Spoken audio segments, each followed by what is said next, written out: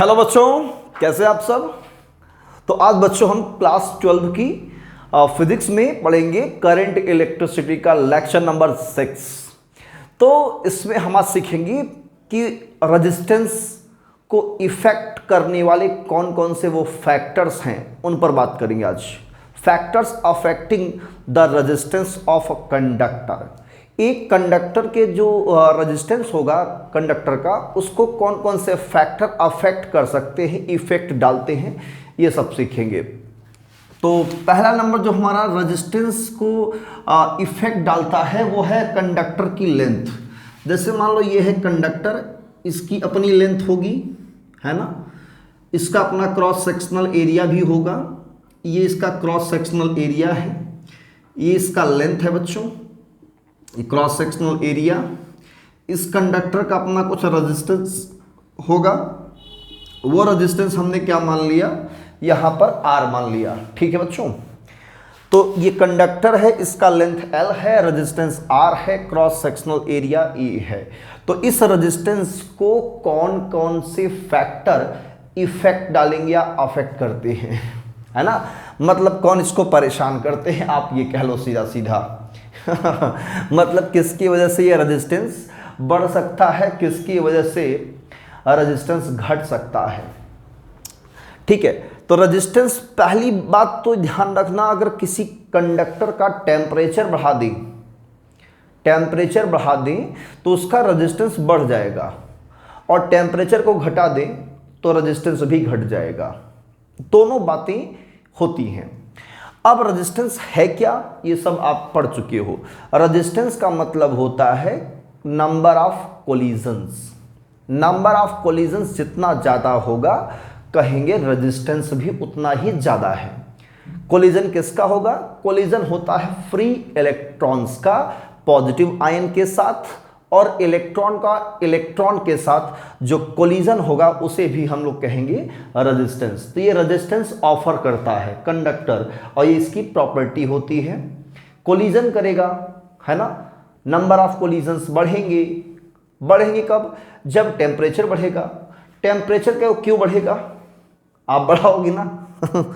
Temperature अगर आप बढ़ाओगे तो बढ़ेगा ही।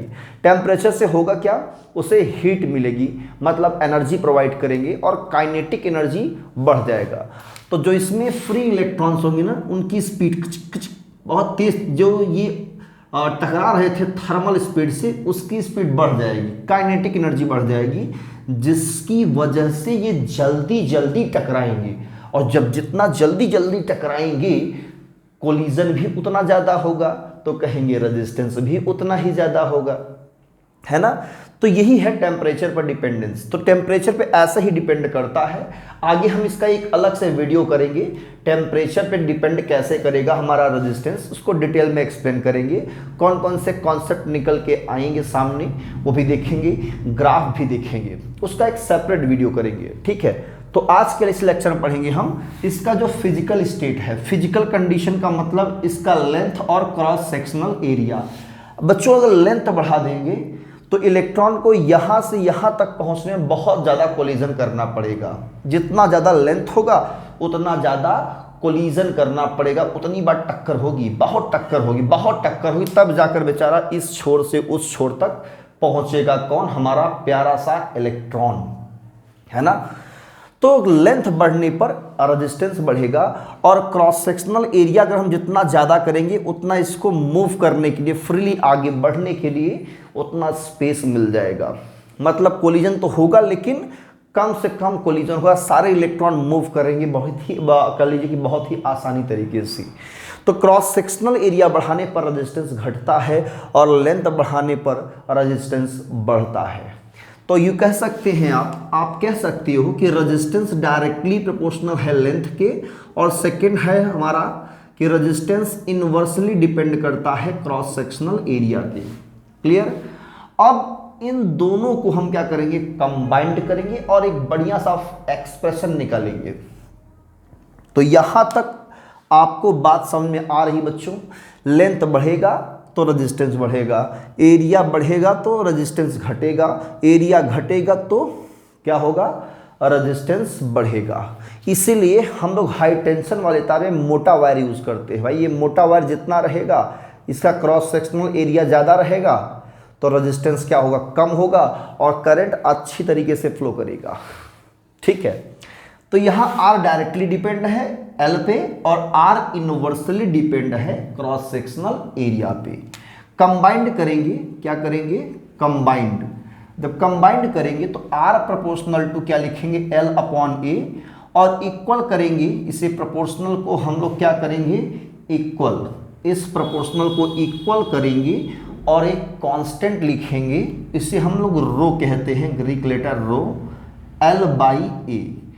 तो ये हमारा एक फार्मूला निकल के आता है जिसमें रो को हम बुलाते हैं, नाम देते हैं बढ़िया सा, specific resistance. Specific resistance, resist करता है, ये भी रजिस्ट करता है, या इसी को रजिस्टिविटी कहते हैं, रजिस्टिविटी, है ना। ये अपने नाम से ही इंट्रोड्यूस कर रहा है स्पेसिफिक रेजिस्टेंस, मतलब स्पेशल टाइप का रेजिस्टेंस। क्लियर है बच्चों, स्पेशल टाइप का रेजिस्टेंस। तो मैं चाहूंगा वीडियो स्टॉप करके इतनी बात तो जरूर नोट करो बेटा। तो आपने यहां तक नोट कर लिया है ना। इस रो को बोलते हैं स्पेसिफिक रेजिस्टेंस, मतलब स्पेशल टाइप का रेजिस्टेंस, या इसी का दूसरा नाम है रेजिस्टिविटी। ठीक है ना। और यहाँ से इसकी यूनिट हम कैलकुलेट कर सकते हैं और साथ ही साथ डायमेंशनल फार्मूला भी लिख सकते हैं। ठीक है ना। तो आइए पहले यहाँ से रो की वैल्यू निकालते हैं। किसकी वैल्यू, रो की वैल्यू। और भाई रोना नहीं, रो मतलब रोना नहीं ठीक है। तो यहाँ से हम क्या करेंगे, रो की वैल्यू निकालेंगे। तो रो इक्वल टू होगा RA, रो, रो, हाँ रोना नहीं, RA/L, ये मिलेगा हमें। ठीक है। R क्या है, रेजिस्टेंस है, इसकी यूनिट होती है SI ओम, इसका मीटर स्क्वायर एरिया का, लेंथ का M, M से M मर जाएगा एक M बचेगा, है ना। ओम इंटू मीटर, इसको माइनस मत पढ़ना बेटा लोग, बच्चा लोग। ओम इंटू मीटर है, डैश कर दिए हैं, इंटू में है, ओम मीटर होता है। और एक खास बात और ध्यान रखना इसमें, ये जो रो होता है ना, ये स्पेशल है। ये स्पेशल का मतलब अगर एक ही मटेरियल है, जैसे कि हम बात करें एल्यूमिनियम की, आपने एल्यूमिनियम का एक वायर ले लिया, मान लो इतना बड़ा, इतना बड़ा, इसका क्रॉस सेक्शनल एरिया कुछ है, क्रॉस सेक्शनल एरिया कुछ है, आपने क्या किया, इसका लेंथ स्ट्रेच करके बढ़ा दिया।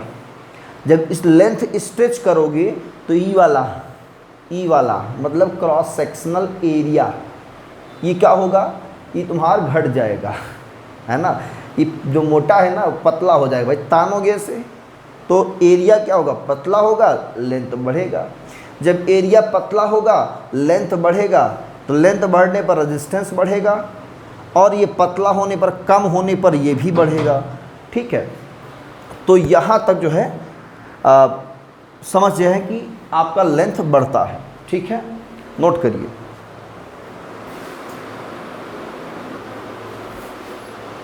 तो लेंथ बढ़ने पर रेजिस्टेंस बढ़ेगा, एरिया कम हो जाएगा तो रेजिस्टेंस भी बढ़ जाएगा। तो हमें कहने का मतलब ये है कि रेजिस्टेंस जो होता है वो चेंज हो सकता है एक ही मटेरियल का, बट जो रेजिस्टिविटी रो है ये कांस्टेंट रहती है एक ही मटेरियल के लिए, है ना। रो कांस्टेंट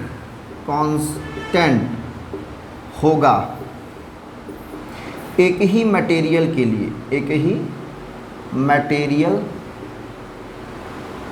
के लिए। ठीक है, ये नोट कर लेना अपनी जगह पे। एल्यूमिनियम का है तो डिफरेंट वायर है, तो उसके लिए रो की वैल्यू कांस्टेंट रहेगी, आर की वैल्यू हो सकता है डिफरेंट हो। ठीक है, तो यही है डिपेंडेंस, और इसी फार्मूले का यूज़ करके हम लोग न्यूमेरिकल सॉल्व करते हैं। R equal to rho L/A, rho L/A, यही कॉन्सेप्ट है, यही फैक्टर्स है, और इसी पर न्यूमेरिकल सॉल्व होता है।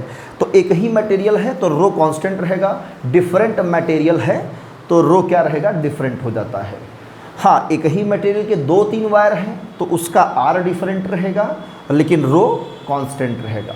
ये सबसे इम्पॉर्टेंट पॉइंट है और इसे आप लोग याद रखना और इस पर न्यूमेरिकल सॉल्व करने की प्रैक्टिस करना।